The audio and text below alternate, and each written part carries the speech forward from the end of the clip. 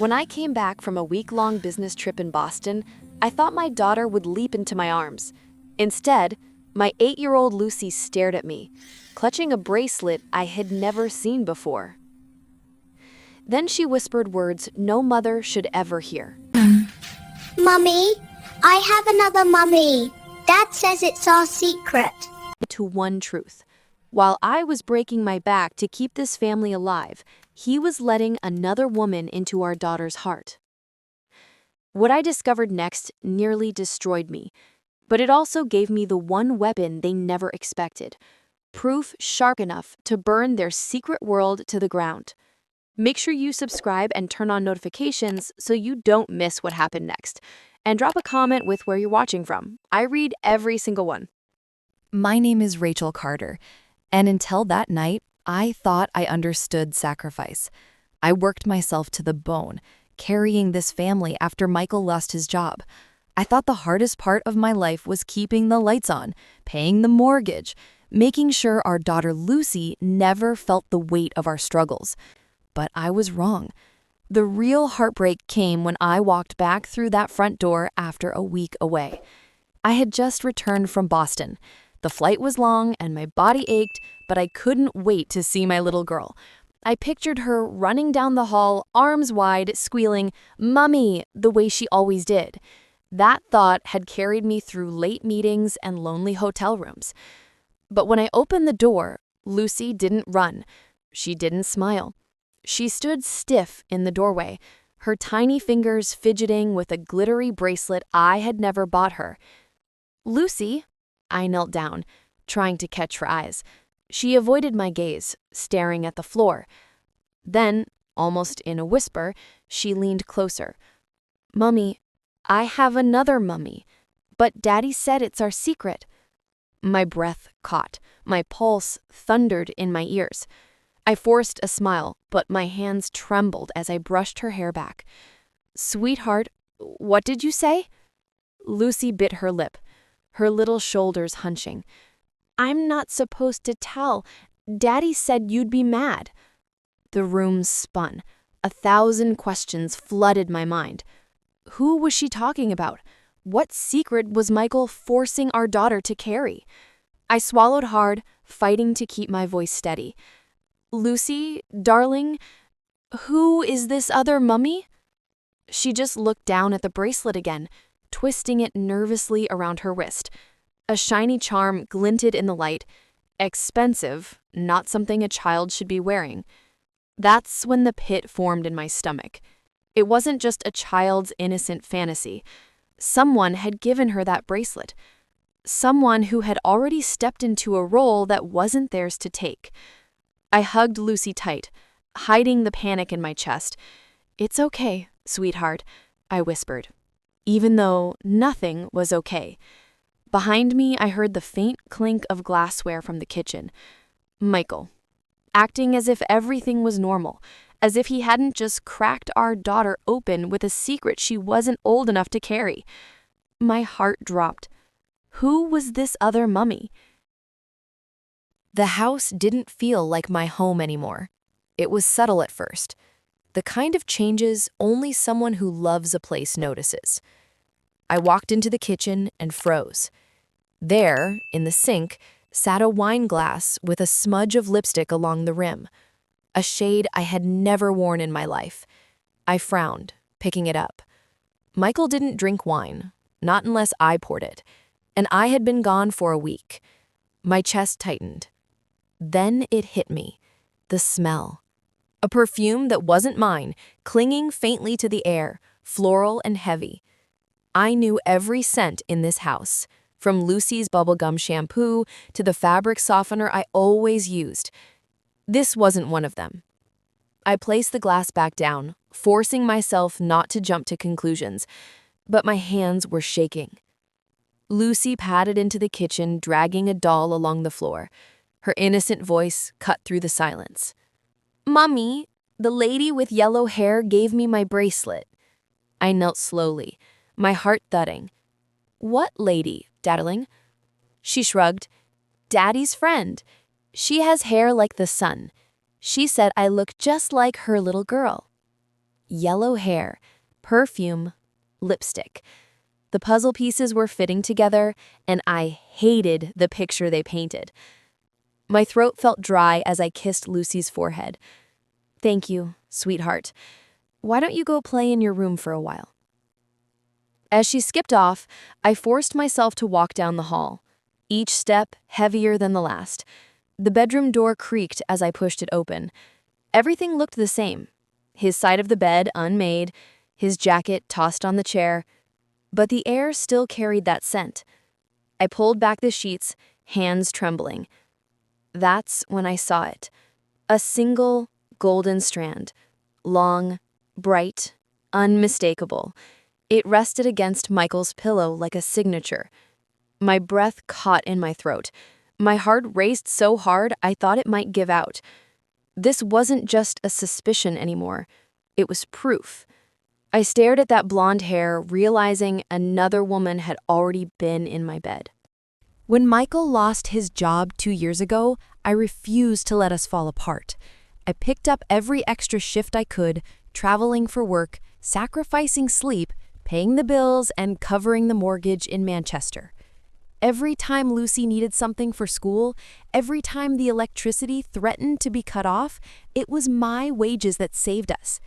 I told myself it was just a rough patch, that Michael only needed time.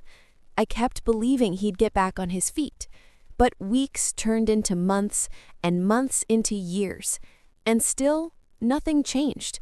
He sat in front of the television, sulking, complaining about the world, while I dragged myself home from 12-hour days.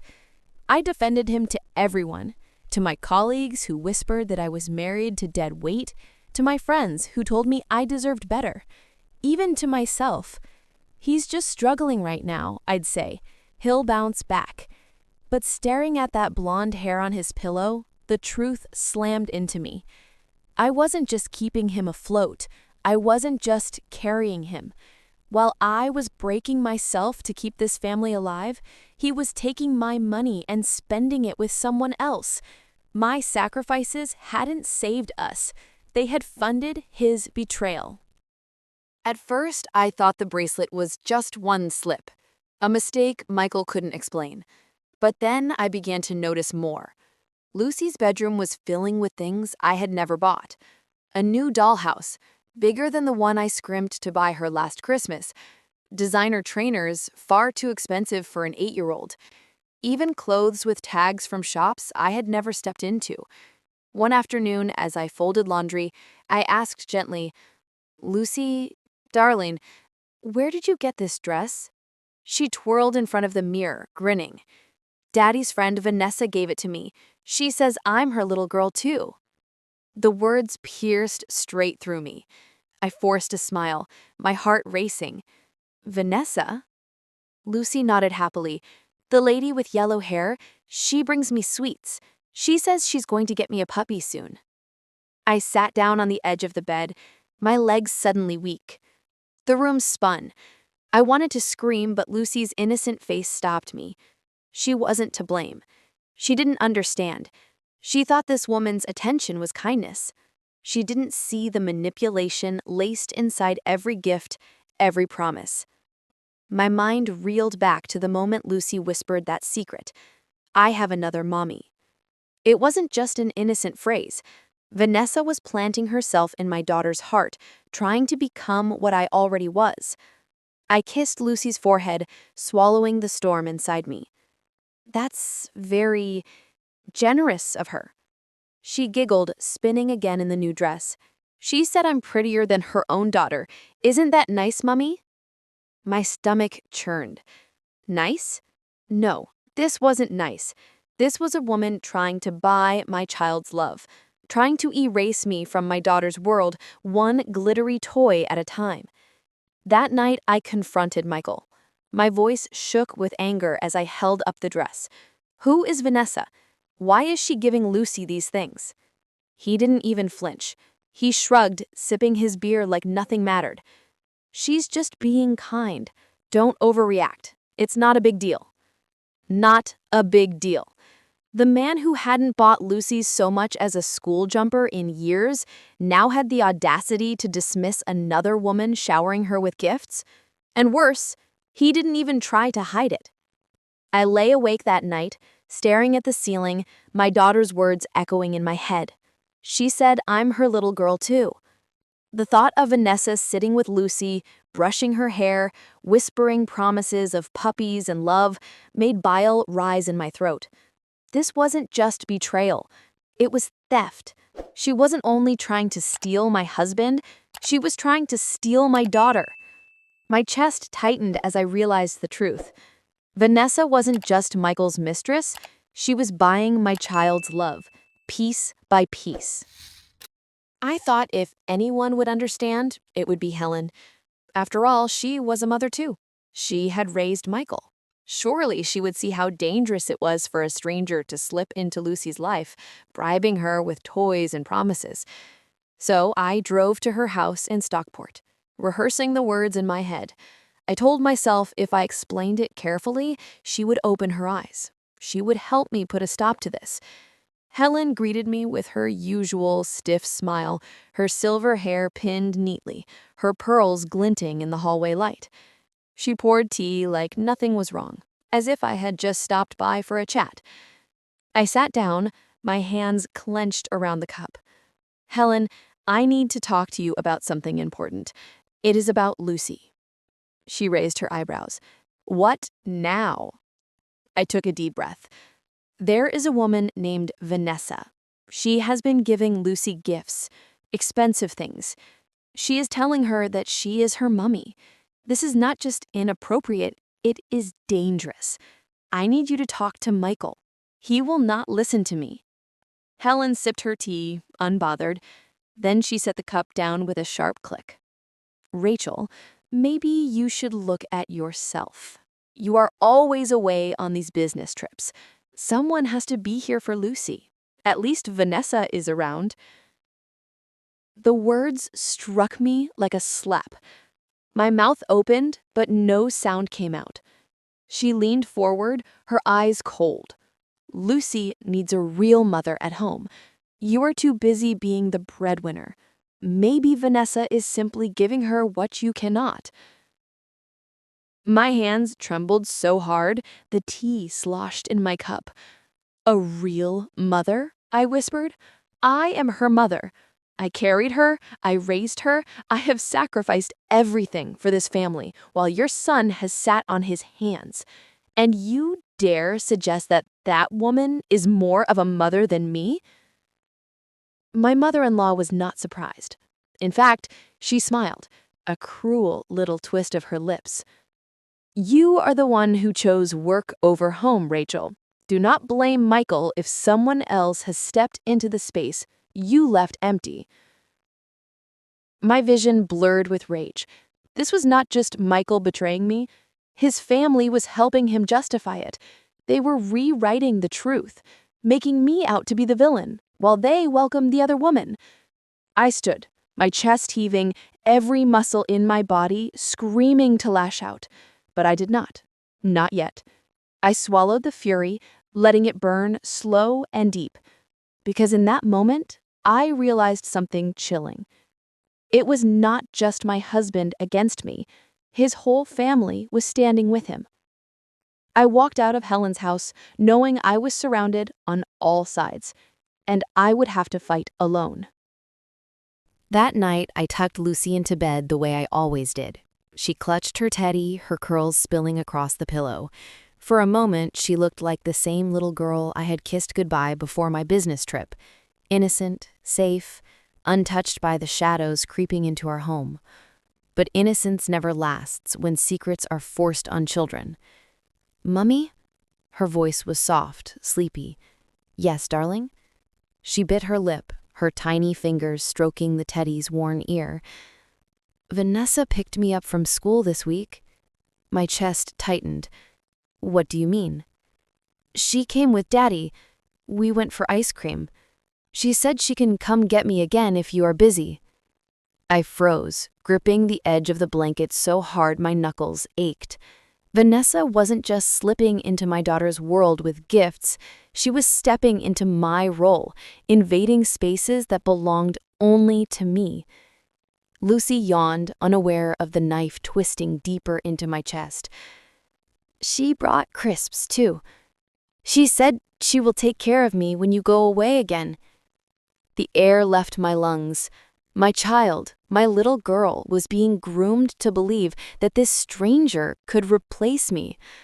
I forced a smile, blinking back tears. Darling, you know Mummy will always be here for you, right? She looked at me with wide eyes, as if weighing whether to tell me something else. Then her words came out in a whisper that broke me. Mummy, are you going away forever? Because Daddy says I should get used to Vanessa. The world stopped. I sat there in silence, staring at her small face, her innocent eyes brimming with fear. How could Michael put this weight on her? How could he take her trust and twist it until she questioned if I would disappear from her life? I kissed her forehead, holding her tighter than ever, whispering promises I wasn't sure she believed. I will never leave you, Lucy, not ever. You are my heart. She smiled faintly, drifting off to sleep, but I sat there long after her breathing softened. In the quiet of her bedroom, the dam inside me broke. Silent tears streamed down my face as I realized the truth. This wasn't just betrayal. It wasn't just infidelity. They weren't only taking my husband, they were trying to take my daughter. I pressed my hand over my mouth, sobbing in silence, as the horror settled in. Michael wasn't just cheating on me, he was preparing Lucy to forget me. It happened by accident. Lucy loved to record herself singing on her iPad. Silly songs, nursery rhymes, even her own little stories. She treated it like a diary, capturing moments I thought were nothing more than childhood play. One evening, after she had gone to bed, I picked up the iPad to check her homework folder. That is when I saw it. A voice memo, nearly 40 minutes long. Curious, I pressed play. At first, it was innocent. Lucy humming off key, giggling, chattering to herself. My lips even curved into a small smile. But then I heard it, the sound of footsteps, a woman's laugh, soft but sharp. My stomach twisted. Then came Lucy's voice, clear as day. Daddy said you're my new mummy, but we don't tell Mummy. The room seemed to close in around me. Vanessa's voice followed, dripping with smugness. That's right, darling. You are such a clever girl. If you are good, maybe one day we will get that puppy we talked about. My heart stopped. I gripped the iPad so tightly my fingers hurt. Tears burned my eyes, but I forced myself to listen. Lucy's sweet little voice continued, innocent and unguarded. She laughed. She talked about me being away, about how Vanessa bought her presents. She was confiding in a stranger like she should have been confiding in me. And Vanessa encouraged it all. Not once did she correct her. Not once did she say she was wrong. Instead, she planted herself deeper, weaving promises around my daughter's heart like chains. By the time the recording ended, I was shaking so badly I almost dropped the iPad. This was not just suspicion anymore, not just perfume on the pillows or lipstick on a glass. This was proof. Proof of betrayal, proof of manipulation, proof that my daughter was being dragged into their lies. I backed up the file, sending it to my private email. My hands trembled as I hit send, but I knew I had just secured the one thing they could never explain away. I stared into the darkness of the living room, the iPad clutched against my chest, my heartbeat pounding like thunder. For the first time, I felt a flicker of power. They thought I could erase me. But with this recording, I could burn their secret world to the ground. After listening to that recording, every instinct in me screamed to confront him, to shout, to throw the iPad in his face, to ask him how he could drag our child into something so vile. But rage is loud. Revenge, I realized, is quiet. So I smiled. I acted normal. I kissed him goodnight, sat through dinner as though I did not hear my daughter's voice calling another woman mummy. I let him believe he had fooled me, that I was still the blind, tired wife who worked herself into the ground while he lived a second life. But inside, I was already building a plan. The next morning, I took a train into Deansgate and sat down in a solicitor's office. The man in the gray suit looked at me over his glasses, his pen poised. I slid the iPod across the desk. "Listen," I said, my voice steady. He pressed play. For nearly a minute, he sat in silence as Lucy's voice filled the room, followed by Vanessa's smug laughter. When it ended, he exhaled slowly.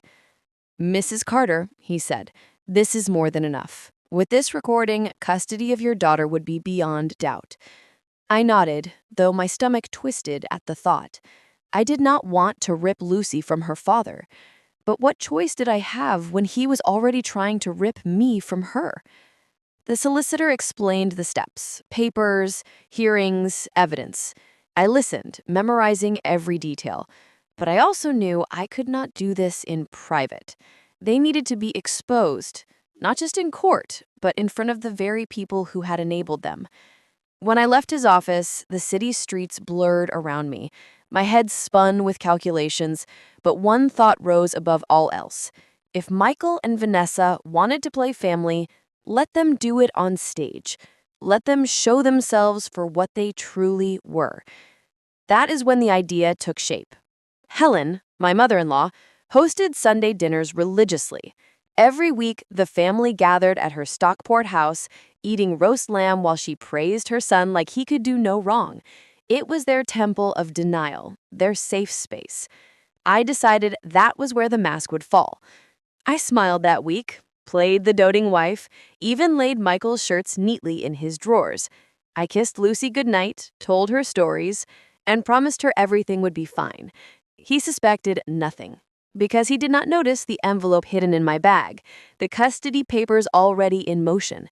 And he could not imagine that the woman sitting across from him at breakfast had already chosen the battlefield.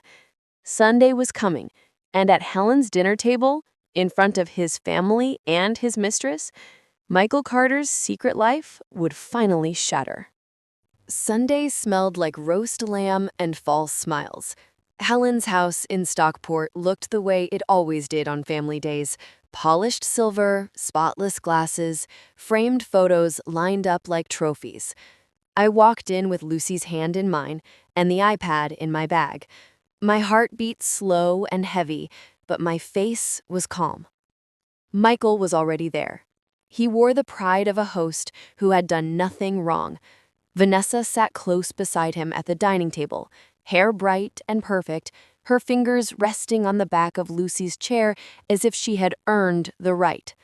Helen fussed around them, beaming like a hostess welcoming newlyweds. "Rachel," Helen said, her tone sweet and sharp at once. "So glad you could make it. Work not keeping you too busy today?" I smiled. I would not miss family dinner. Lucy slid into her seat. Vanessa leaned in and smoothed a strand of hair from my daughter's forehead, a little gesture that turned my stomach. Michael watched me for a reaction, the corner of his mouth tugging upward, testing me. I poured water. I passed the vegetables. I listened to stories about cousins and holidays and a discount on carpets. Helen spoke about how children need stability. Vanessa laughed at Michael's jokes and called Lucy sweetheart twice. Every word felt like grit in my teeth. During the main course, Michael raised his glass. "To family," he said, looking straight at me. I held his gaze and lifted my glass. "To truth," I said, steady as stone. "It has a way of arriving right on time." A small silence surfaced and sank. Knives scraped plates. Someone asked for more gravy.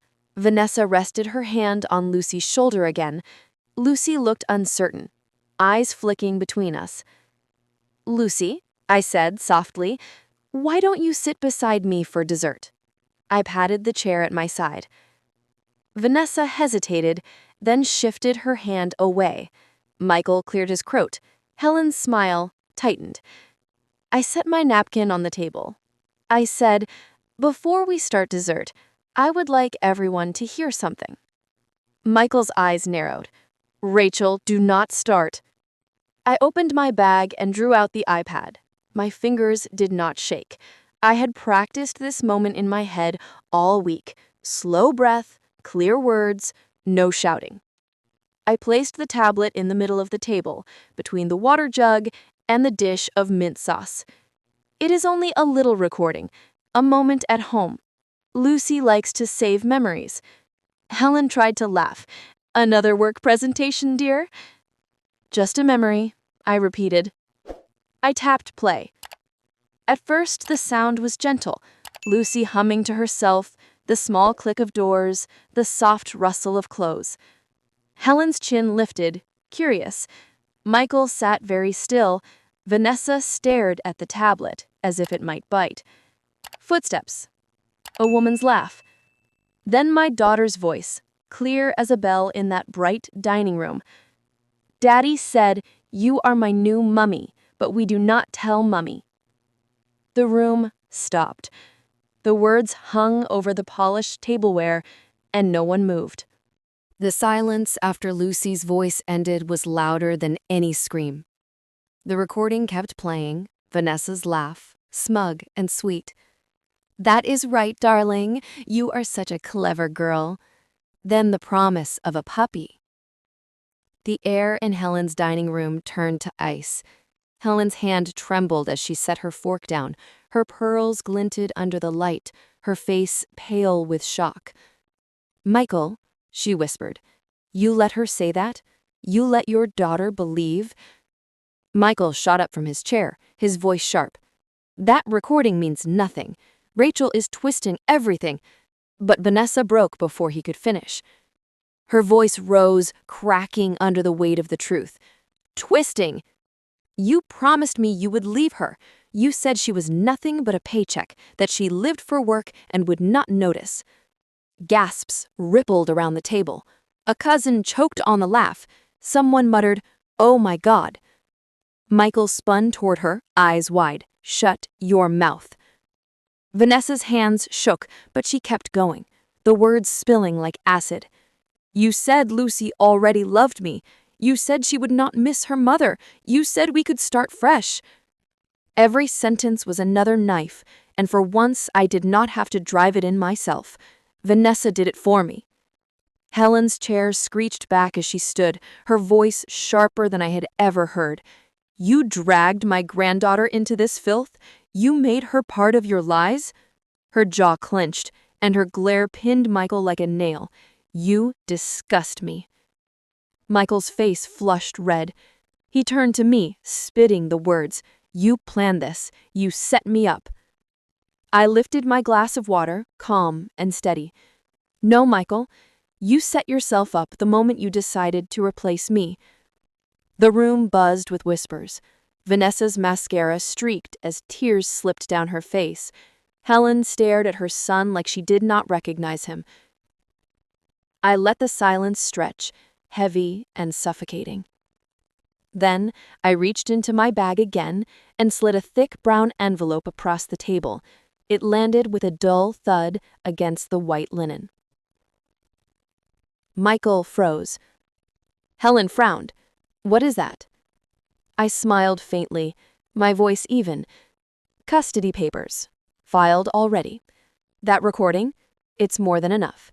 Lucy will not be caught in this mess any longer." Michael lunged for the envelope, but I held it back, my eyes steady on his. "You wanted a family with Vanessa? You can have it. But not with my daughter. Not anymore." The room pulsed with shock. Vanessa's sobs filled the silence. Helen sank back into her chair, shaking her head. Michael's hands curled into fists, but for once, he had no words. I stood from the table, Lucy's small hand slipping into mine, as Michael's world began to collapse around him. The courtroom smelled of polished wood and nerves. I sat with Lucy's small hand in mine, her teddy tucked under her arm, while Michael paced at the defense table, eyes darting like a trapped animal. The judge entered, stern and unblinking, and the room hushed. My solicitor rose first, sliding the iPad across the bench. "Your Honor," he said firmly, "please listen to this recording." The judge pressed play. Lucy's innocent voice filled the chamber. "Daddy said you were my new mummy, but we do not tell mummy." Then Vanessa's laugh, silky and cruel. "That is right, darling. You are such a clever girl." A murmur rippled through the courtroom. The judge's jaw tightened. His gavel tapped once for silence. Michael shot up from his chair. "This is taken out of context. Children say things. They make up stories." "Enough," the judge snapped. His tone cut through the room like a blade. Then the bailiff opened the side door. Helen stepped forward. Michael's mother. She looked older, smaller, but her eyes were clear, cold. She raised her hand, swearing her oath, and then turned on her own son. "I saw it myself," she said, her voice trembling but firm. "I saw Vanessa picking Lucy up from school. I told myself it was harmless. I told myself Rachel was too busy with work. But it was not harmless. It was wrong. I will not lie for him anymore." Michael's face twisted, red with shame and rage. "Mom, how could you—" But the damage was done. Then came the final blow. Vanessa herself stood at the back, arms crossed, eyes narrowed. When called forward, she didn't defend him. Instead, her voice cracked with venom. "He promised me everything, said my wife was out of the picture, said I was the future. And now, look at him, a liar to everyone." She laughed bitterly and turned on her heel. "I am done with you, Michael." Her heels clicked against the marble as she stormed out, leaving him alone. The judge leaned forward, eyes hard on Michael. "This is not the behavior of a man fit to raise a child. Your daughter will remain with her mother."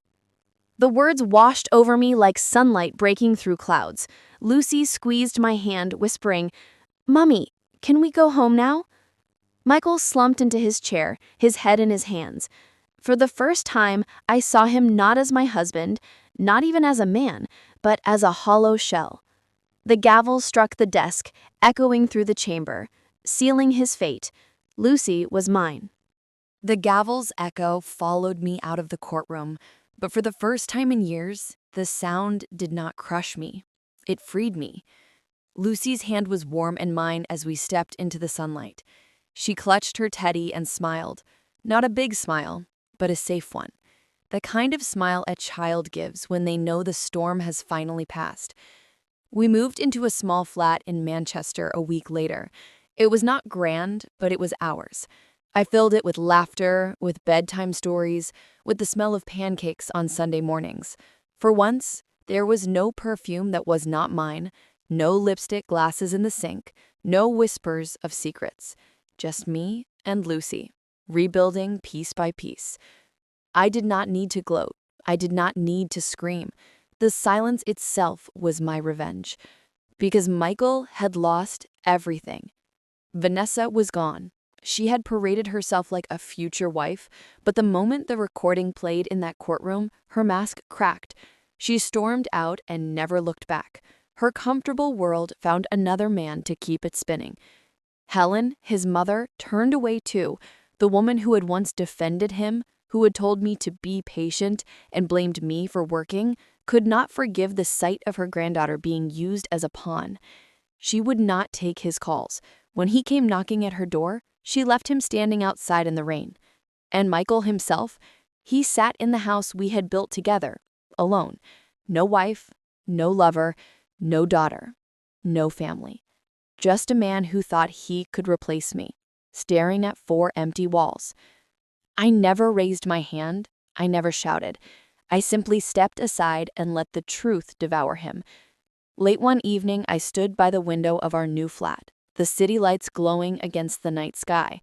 Lucy was asleep in her room, her teddy tucked under her arm, breathing soft and even. I touched the glass, feeling the hum of freedom in my chest. For years, I had carried this family on my back while Michael laughed and betrayed me. Now the weight was gone. The silence he had left me with had become my strength, and in that silence, I rebuilt myself. I smiled, knowing that Michael's punishment was not just losing me, it was living every day with the memory of what he threw away. But if you think this was the cruelest betrayal I ever faced, wait until you hear about the woman who thought her wedding day was the happiest day of her life. But just minutes after saying "I do," she divorced her husband after what she saw on his phone. Turn on your notifications bell so I don't miss this next story. It's darker than you think.